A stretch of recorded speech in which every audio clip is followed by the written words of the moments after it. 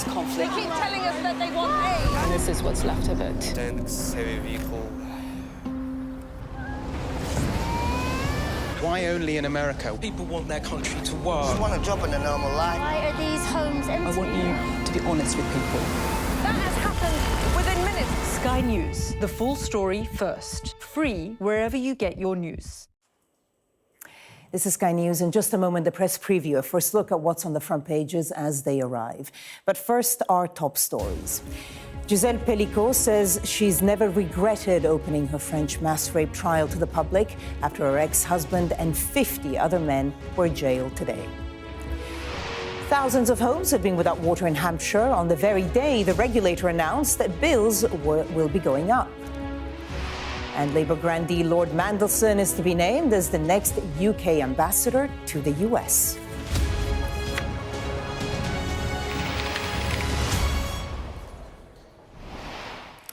Hello there, you're watching the press preview. A first look at what's on the front pages as they arrive. It's time to see what's making the headlines with PR consultant Alex Deane and journalist and broadcaster Jenny Kleeman. They'll be with us from now until just before midnight. So let's take a quick look at what is on some of those front pages. Well, the Metro reports on Gisèle Pelicot saying she has no regrets over waiving her anonymity during her mass rape trial. Her ex-husband has been jailed for 20 years for his crimes. The Guardian quotes Gisèle Pelicot saying she wanted all of society to be a witness to the trial. The Daily Express also leads on this story. The Telegraph reports on Sir Keir Starmer picking veteran Labour politician Lord Mandelson as the next UK ambassador to the US. The Financial Times reports on the news that the Bank of England decision to hold interest rates at 4.75%. The Daily Mail also leads on this story with the headline saying, "Now look who's really crashing the economy." The Eye leads on the news that water bills will rise in England and Wales by 36% over the next 5 years. And the Daily Star says that one of the smartest people on the planet has proof that the afterlife is real. Just in time for Christmas. And a reminder that by scanning the QR code you'll see on screen during the program, you can check out the front pages of tomorrow's papers while you watch us. And we are joined tonight by Alex Deane and Jenny Kleeman. Thank you both so much for being with us. I mean, obviously, one story has been dominating the headlines today and the papers, especially, and that is the trial of Gisèle Pelicot. Let's just start with The Guardian. And the headline there, "I wanted all of society to be a witness," because the case is horrific, but the dignity of this woman has been, I think, awe-inspiring. And it started with waiving her anonymity. Yeah, and the first point for me to make is it's not just women who will feel a profound admiration for Gisèle Pelicot. I was at the criminal bar for a number of years, admittedly quite a long time ago now, but I can tell you giving evidence in any trial is hard. Giving evidence like this, in these circumstances, in the glare of the publicity, and having to talk in such profound ways about being violated and abused in such terrible ways, the strength of this woman is astonishing to me. And I think she's done something really tremendous in not just supporting the prosecution in the way that it's been done, but the remarkable dignity with which she has held herself and said that shame has to be reversed. You know, the traditional notion that shame might somehow attach itself to the victim of someone in these circumstances has to absolutely be reversed. And she felt no shame at all, and she was quite right. Yeah, I think your phrase was, yes, shame has to change sides. And Jenny, and that's what she did also by her name, because by waiving the anonymity, you know, she mentioned her children and her grandchildren. Yes. She sort of changed what her name, Pelicot, will mean. Yes, she said she wanted her grandchildren to be proud of their name because it's her name and not ashamed of their name because it's their grandfather's name. She took the decision, made the choice that the case would be heard in public, which meant that Dominique Pelicot would be named. If she had not wanted the case to be heard in public, we wouldn't know his name. But this determination to not feel shame, her poise, her defiance in all of this, has meant that she is everybody's person of the year. I mean, the conclusion of the trial has come at a particular point of the year where we're all trying to sum up who the heroes of the year are. And, you know, there are so many details about this case that are extraordinary. She is an extraordinary woman. the case from the beginning was full of disgust about Dominique Pellicot and what he'd done, and the men that had done it had the 50 men who had raped and assaulted his wife when she was drugged. But then the focus turned on her. But the other thing that is extraordinary about this case is the fact that it was able to be tried because he so systematically documented these crimes. It's the sort of thing where nobody would believe that something like this happened. And these are men who lived near her. You know, nobody was beyond 30-mile radius of her home. So there is, among a lot of people today, men and women, a horror that so many men, given the opportunity, would do this. And there are dozens of men who haven't been able to be identified from the video, so it's not just these 50 men. A lot of people in France are disappointed that the sentences for some of the men have been quite short. I mean, the judges can give 20-year sentences. Dominique Pellicot got the full 20 years, but some of these men got 3 years. There are several men who are free now because they've already served their time in custody or for medical reasons. And there is a horror at the idea that there is a large number of men who would be prepared to do this, given the opportunity, and that we only know about it because this repulsive man filmed it all. I mean, it's really horrifying. Interesting, we also know about it because he was caught filming someone's skirt, which is sort of like a minor sexual offence, to use that word. No but it's interesting, that's what I mean, that it's interesting that that was the catalyst that then led to catching him. He might otherwise never have been caught. I mean, it's extraordinary. She, of course, wondered why she was having these episodes, why she felt like the way she did the next day. She couldn't explain to herself these periods that she couldn't recall. Well, he documented it all, but he might never have been caught were it not for what you're saying. And thank goodness he was. Yes, and because a security guard in a supermarket saw it and reported it. But, you know, yes, legally, there may be such things as minor sexual offences. But in real terms, people don't just do one small thing. Once you're prepared to do something as repulsive and vile as go out in public and film people up their skirts, you're likely to be doing a lot of other things as well. I mean, you think about Wayne Couzens and Sarah Everard. He had been exposing himself to women before he went on to rape and murder her. You know, these things are the thin end of a wedge, which is why we have to have zero tolerance for all of these kinds of behaviours, because they're never in isolation. Let's just look at some more of the front pages. The Daily Express here says Giselle's brave message of hope after the horror. That's the Express. The Metro again, I have no regrets. Alex, she was really dignified throughout. And even today when she spoke at the end, maybe her voice cracked a little bit, but she was incredibly dignified then as well. Yeah, I think she's a symbol for what has to happen more systematically and culturally, which is the return of autonomy and decision-making and power to those who've been wronged in circumstances like this. And all too often, what we hear in... I just mean criminal reporting generally now, it's the name of the victim, the name of the shooter, the name of the murderer, and the victim goes almost forgotten, where there is no doubt, I think, whilst he will live in infamy, there's no doubt that she emerges from this as the prime figure. And that is a cause for optimism, actually, the fact that she stands as she does.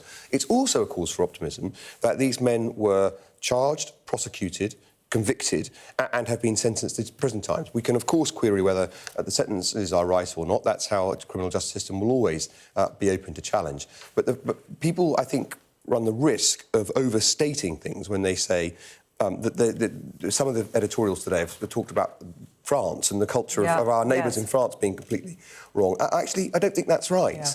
I think the fact that the French are as repulsed by this as we are. Well, then let's pull up, because actually the Daily Telegraph had that headline. I don't know if we can pull it up, but the Telegraph says, the woman who forced France to confront its ingrained misogyny. I mean, we definitely saw it, but I wonder, Jenny, whether you think... I mean, obviously it did happen in France, but could it have happened in so many other Western nations? It could have happened anywhere. This is not a French problem, and it minimises it by suggesting that there's something particular in French culture. There are some issues in the French legal system. They don't have the concept of consent.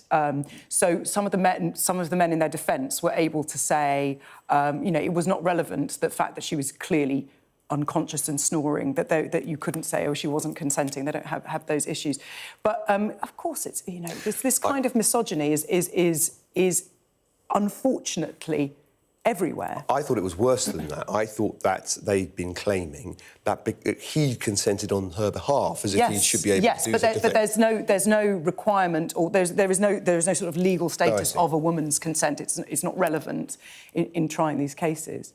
And yes, I think they assumed that they said that they thought that they couldn't be raping her because the husband said yes. Yes, you know, ridiculous. A little earlier on Sky News, we spoke to Reem Al-Salem. She's the UN Special Rapporteur for Violence Against Women and Girls. And she mentioned the role of pornography in all of this, and also the role of the internet, the fact that all these men were able to basically connect in safe spaces for them. And then Dominique Pellicot insisted on filming them. I certainly think that the internet's made it easier for people with these dark perversions to associate with one another. The dark web facilitates that, not just in sexual offending, drugs, exchange of the worst kinds of sexual imagery, hits for hire. You know, the internet has empowered a great deal of that. But depraved instincts have always been in society, and it's certainly an enabler of it. I'm not sure it's a cause of it. I think that online pornography encourages people to categorise what they're into and explore things that perhaps without online pornography they wouldn't think about exploring. That you can kind of monetise different sort of fetishes and niches by serving up different menus of possibilities to people online. And the idea that you can connect all of these men, or at least, you know, the thing that's so disturbing, so many men in quite a small geographical area, that they can be connected by the internet, that undoubtedly has to be a factor in all of this. I think I hope the vast majority of people will find the idea of an unconscious, having sex with an unconscious person utterly abhorrent. But I think again, the reaction to this demonstrates they do. Yeah, but the fact that 50 men have been convicted, dozens more can't be identified on the tape, there were so many, is really, really worrying. And there have been, and there always are in corners of the internet, people saying, not all men, it's not all men. And of course it's not all men. But the point is, women can't tell which men it is. And so it's very frightening when you hear stories like this and you see the sheer number of people who are prepared to do it. It is frightening. That's one more thing about the way her bravery in being willing to be named, which meant he was named, and the trial was in public. It's sent a remarkable... Normally, we talk about the chilling effect on things like free speech or people's willingness to speak up. The chilling effect here on the kind of behaviour you're talking about will be profound, because not only will the men who've not been identified in these videos wonder for the rest of their lives if someone's going to work out that it was them, but anyone else who's thinking about behaving like this will think to themselves, well, hang on a minute, I remember what happened when that brave woman stood up. I'm not sure I want to get involved with that. So do you think this case will leave a legacy? Do you think things will change? Well, I certainly hope so. I certainly hope so. There is always, with people who feel this, the depths of... You spend a bit of time with people, prosecute them or defend them when they are involved in horrible cases. But sometimes it can be the absolutely everyday and normal person. And sometimes you think nothing could have deterred you from this path, actually. So I hope so. I don't say I expect it. OK, Jenny? Well, there is a legacy also for the Pellicot family. I mean, in allegations coming out in court today that he was filming his daughter when she was unconscious. She thinks she was drugged. Yeah. He was filming his daughters-in-law. There are other cases in the past where he was caught upskirting, where charges weren't brought, that are being reinvestigated. So, you know, there is going to be a huge legacy for that family. I hope that by her incredible poise, grace, defiance, refusal to be ashamed, there will be a wider legacy for victims, but also, as you say, for perpetrators as well, that they will think again, if they think at all. Let's definitely hope so. OK, coming up, among the stories we'll be discussing next, this on the front of the Daily Mail, headlined, "Now look who's really crashing the economy." We'll be right back.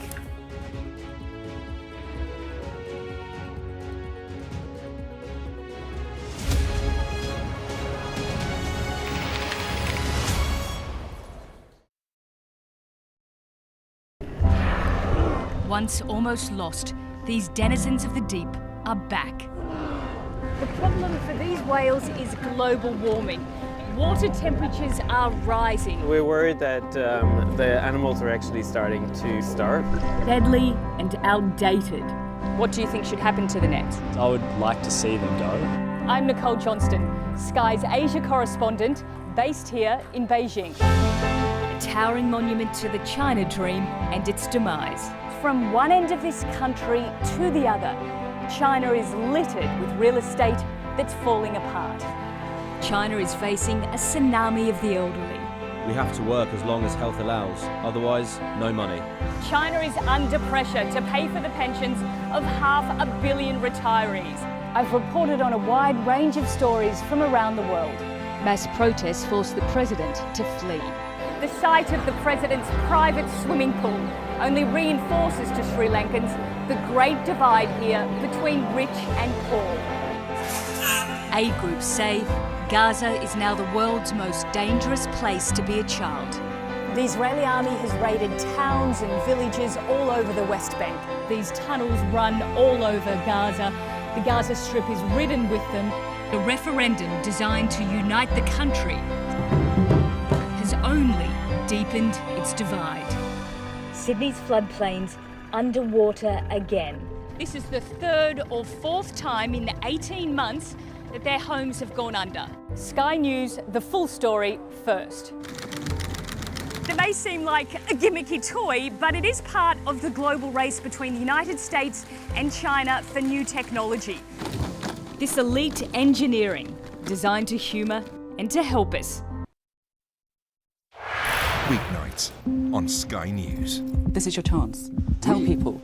Welcome to the Politics Hub. Our police force has apologised. If you wanted to find out about Grimsby, you come to the docks. I'm live in Jerusalem. Are you not concerned that that could lead to all-out war? Hello there, good evening. There are fears of an upsurge in violence. What's at stake here? You are watching the press preview, a first look at the front pages as they arrive.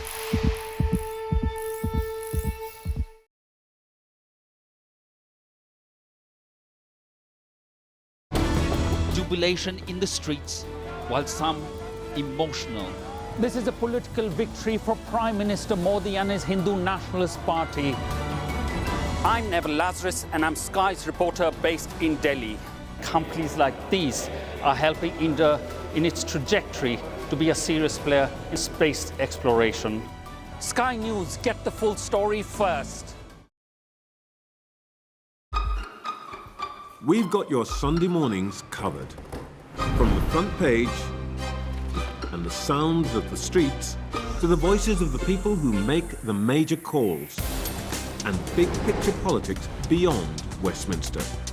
We'll put you at the heart of our story. A new start to Sunday. I'm ready. Are you? Join me, Trevor Phillips, Sunday mornings on Sky News. Welcome back. You're watching the press preview with me now, Alex Deane and Jenny Kleeman. Let's go to the front page of The Telegraph and a story that broke a couple hours ago. We now know who the new British ambassador to the US, and it is Lord Mandelson. He is set to win over Trump, which may not be the easiest thing to do. Alex, what do you think of it? This is no surprise because Lord Mandelson has been on manoeuvres for this role for quite some time. When he started giving interviews that were less than wholly critical about Donald Trump to rivals of yours and perhaps yourselves too, it was quite obvious that this was not the natural position for Lord Mandelson to take, and he might have had another role in mind. There are some big positives and there are some potential negatives, I think. He is a man of real political substance. I have Deputy Prime Minister, close to two Prime Ministers, Blair and Brown, remarkable transformation from the arch-Blairite to being the man Brown depended upon as his first Secretary of State and effective deputy. And he's a man of quite significant personal charm, which is a quality you want in your ambassador. The risks or the negatives are, he's twice been dismissed from government, so he's on a hat-trick. He's got a bit of form at falling out of things. He's one of the names that's always been associated with Jeffrey Epstein. You don't know where that's going to play out, and the Americans are obsessed with that issue too. But I've always thought, quite unfashionably, that appointing someone as ambassador who plainly has the ear of the big man at home, who plainly is able to speak directly to the Prime Minister with authority, is a good thing to do with ambassadors. The Americans do it this way all the time. They appoint people who are close to the president. It's actually a big compliment. It's a good idea. We tend to appoint career diplomats who hate this logic. But having someone who can, with credibility, claim, I speak for the big man or woman back home, there's some wisdom in that, and he can. Jenny? I think it's quite a clever appointment. Obviously, Lord Mandelson has the trade experience. He's got very good networking skills. Yeah. Some people might describe him as a little bit oily, but that will work with Donald Trump, who likes to be oiled, I think. It's going to flatter him. And I think Donald Trump will be flattered that someone with such serious experience of government is being put in post there. I mean, the Telegraph coverage here points to, you can always find terrible things people have said about Donald Trump, who then have to work with him. But apparently he's called Mr. Trump a bully and a mercantilist, which actually, frankly, I'm sure Donald Trump would agree with and take as a compliment. J.D. Vance, who's going to be the vice president, called him America's Hitler. So I think altogether it's probably quite a clever appointment. And yes, I mean, he may have lost his post in the past for impropriety, but Donald Trump has his career is littered with impropriety. He likes people with comebacks. Exactly. Let's take a look at the Daily Mail now and focus on more domestic news. Their headline now: look who's really crashing the economy. And they're talking about the Bank of England saying growth will slump to 0% after the budget. It also comes on the day that the Bank of England has held the interest rate at 4.75%.